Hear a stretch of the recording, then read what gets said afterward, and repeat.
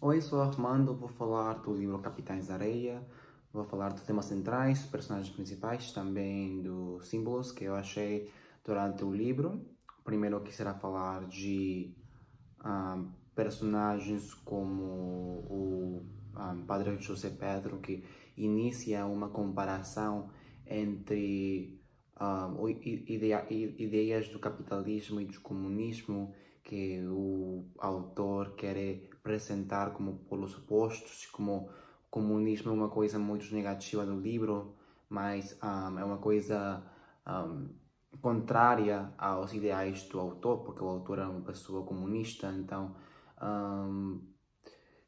uma ideia que o Padre José Pedro, a sua ideia de ajudar as crianças empobrecidas da cidade, as crianças como Capitães da Areia, que não tinham casa, não tinham família, não tinham nenhuma pessoa para poder admirar ou poder ter como seguir os passos para que um dia eles fossem homens trabalhadores, homens que podem integrar-se bem na sociedade, pois quando todas as ações de Padre José Pedro para seus supervisores foi visto como ideais comunistas, como uma coisa errada, mas com a moral, uma moral boa. Então, isso foi como um contraste de a negatividade do comunismo, mas é uma coisa boa nos olhos do Padre José Pedro e também nos olhos do autor.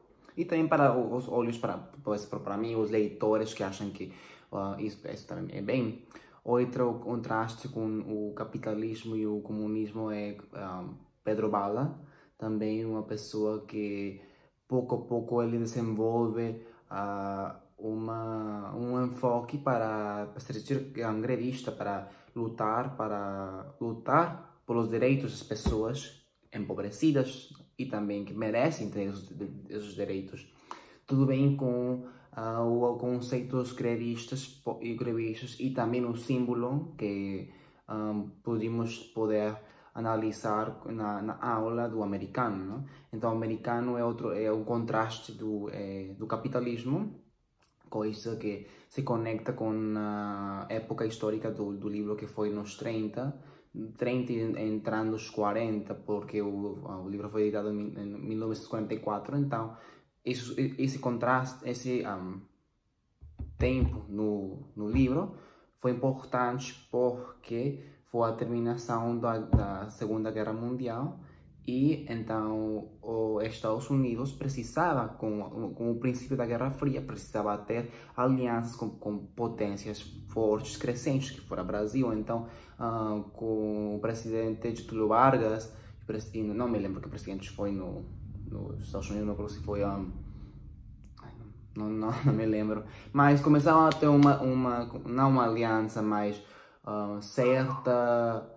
O governo brasileiro como que se alinhou com as ideias capitalistas dos Estados Unidos, obviamente com o professor Gies, que também industrialização do Brasil. Então isso foi um apoio entre os dois para mover os recursos de um lado a outro, e os ideais que o Brasil seguiu foi mega capitalista dos Estados Unidos.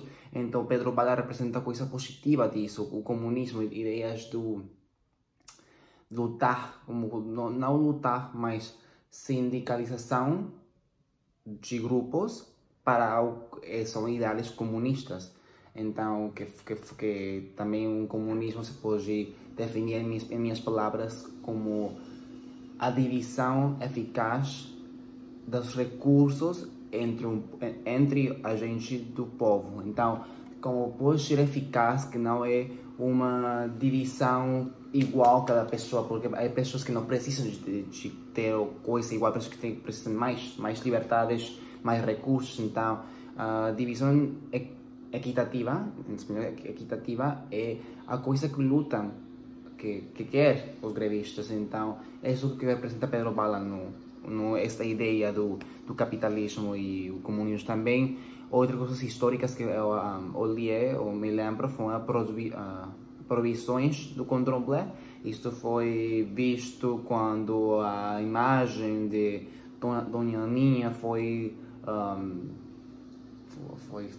agarrada pelos polícias e Pedro Bala tinha que entrar na polícia para roubar para trás. Essa imagem que também é outra conexão com a história dos 30, com o medo que tinha o governo do candomblé, por as reflexões que tinha com o voodoo caribenho, acho.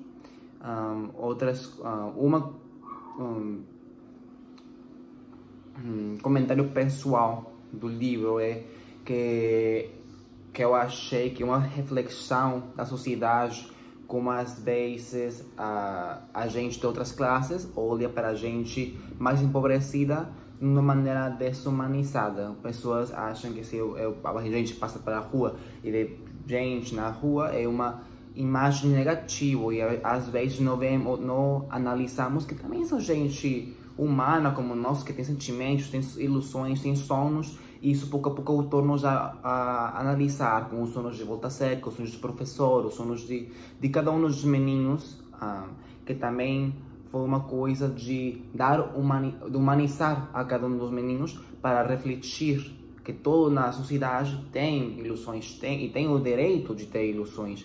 Isso que é a coisa mais importante, que para que os leitores dessa época tenham uma compreensão da gente dos classes mais baixas. Acho que uma coisa que às vezes